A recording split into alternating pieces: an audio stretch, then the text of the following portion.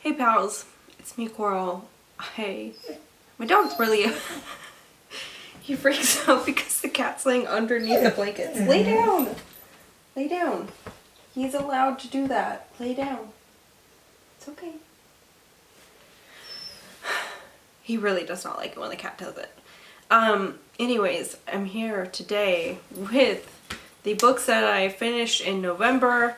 November was a terrible month for me. It's been a really long fucking month. And now my allergies are bad. Anyways, I'm filming in my room today because the room that my bookshelves were in flooded. And it was like sewage water. Not like straight up shit water, but anything that went into the toilet or anything that got went down a drain, sink water, washing machine water, it all came up and flooded the room that my bookcases are in. Luckily, very, very luckily, like nothing that we couldn't replace got damaged. Really the big thing were my bookcases because they're just particle board, so they just sucked up all the water, and luckily it's covered by insurance. We do have to pay a deductible, which is nuts. We had to pay, I just can't even tell you guys how expensive it was to fix the problem with their sewage line because it collapsed. That was what created the flood. So it's been horrible. I've had people in and out of my house for like 3 weeks. And now my allergies are making me feel really miserable.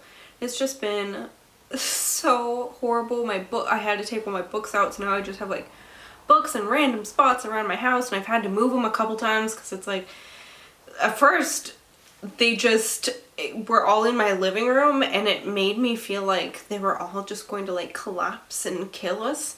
Just like a landslide of books, and it was making me very anxious. So then I piled some of them up like in our bedroom hallway, but then that tipped over. So now they just have to be in different spots all over the fucking house, and not in the room that I need them in because they had to cut all the walls because sewage water just seeped into the walls, and now we have to find a contractor to come in and fix the water damage and stuff like that. So it's just really fucking sucked. And honestly, like, I didn't feel like reading for a lot of this month. The only reason I finished all 4 of these books that I read was because I was able to find them on audio. And so like I was able to listen to them while I had shit going on, but like I didn't spend much time physically reading any of these. So I guess let's get into it. A Dance of Dragons by George R. R. Martin.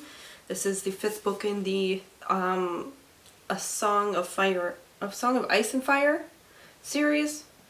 And these are so dense, and it's not just like the size of the book, it's not just the page count. It's just like they take you a long time to read them, no matter, I think, what the format is. So, man, there's not much to tell you about this because it's the 5th book in a gigantic series. But I guess I can tell you what I thought about it. It was okay. It was pretty good. I liked it better than the 4th book, but I really think he did a disservice in what he chose to do with the 4th and the 5th book, which is that they kind of run concurrently to each other, but with different characters. So honestly, it was really hard for me to remember, and I just read the other one last year, I think. So it hasn't been more than a year since I read the 4th book, and it was hard for me to remember some of the places the characters ended up. I don't know. It's just so weird reading a like 1,000 page book and missing out on some of your favorite characters. What the fuck, Hal? So I guess that's what I think about it.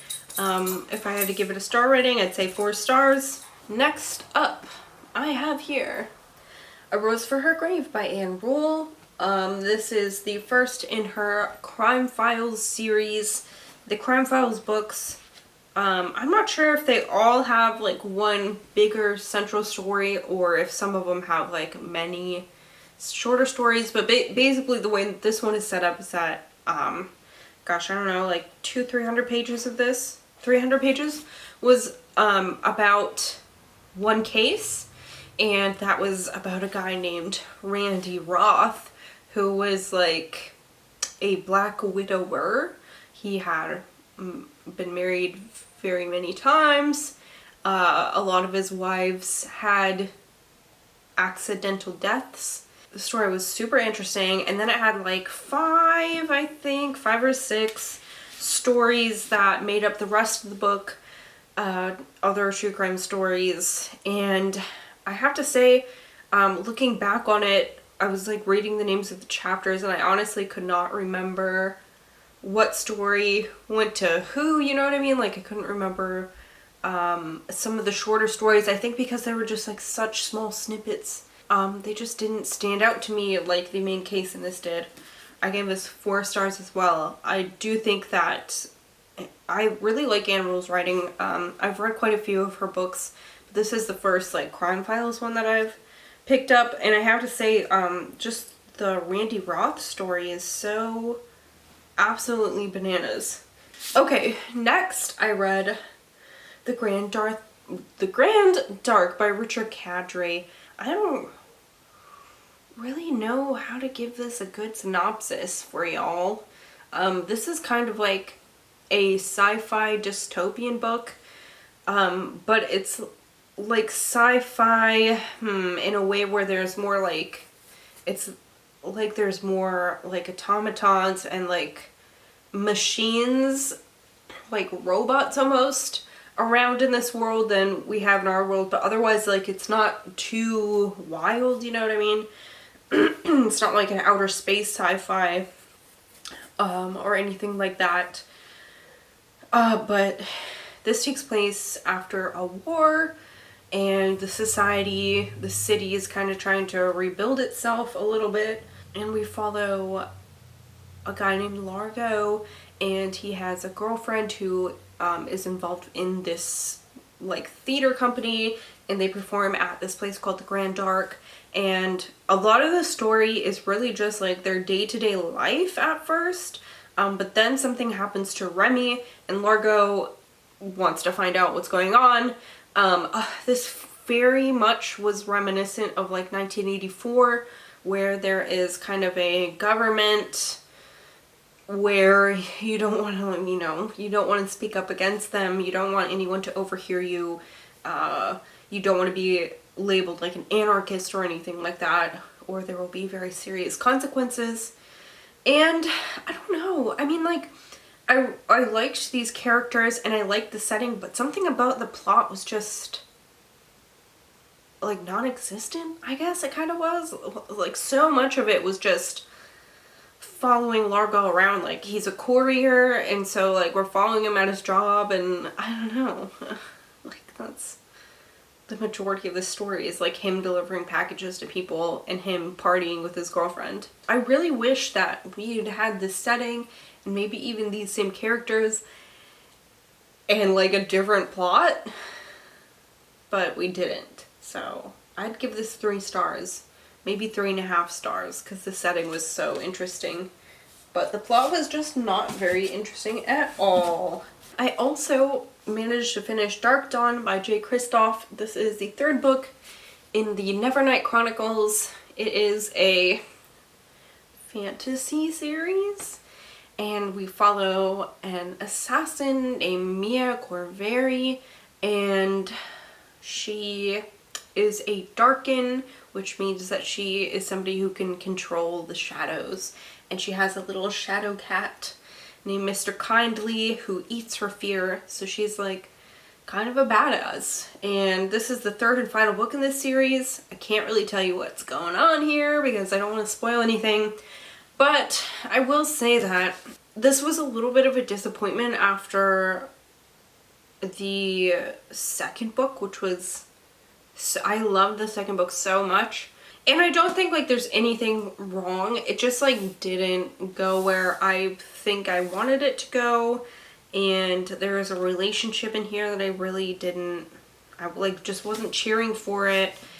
And some stuff, like nothing inherently wrong with the book. I think probably many people will love what went on here.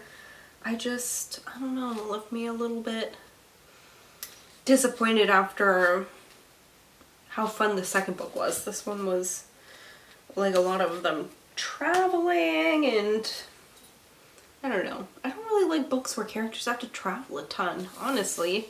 Okay, so those are the 4 books that I ended up finishing, but I also got about 180 pages into Hella by David Gerrold, and I have to say it's very interesting so far.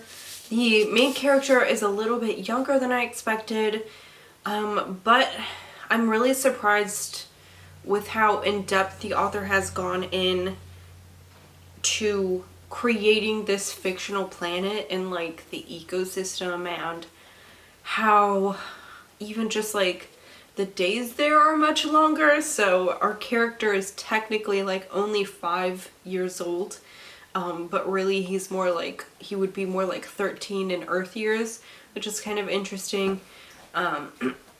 Yeah, so I'm excited to see where this goes. Yeah, it's about a colony on a planet called Hella, and they're getting ready to have more people come onto the planet, and they're, you know, still trying to figure out the ins and the outs of this planet that they're living on. That's it for this video. Thanks for watching. I'm not sure how often I'm going to be filming this month, which kind of sucks, or I guess next month in December, just because I'm not really sure how the shit with our house is going to be. But anyways, thank you guys so much for watching. Keep your eyes out. I will have a TBR video coming out for December in the next couple days. Thank you for watching. Goodbye.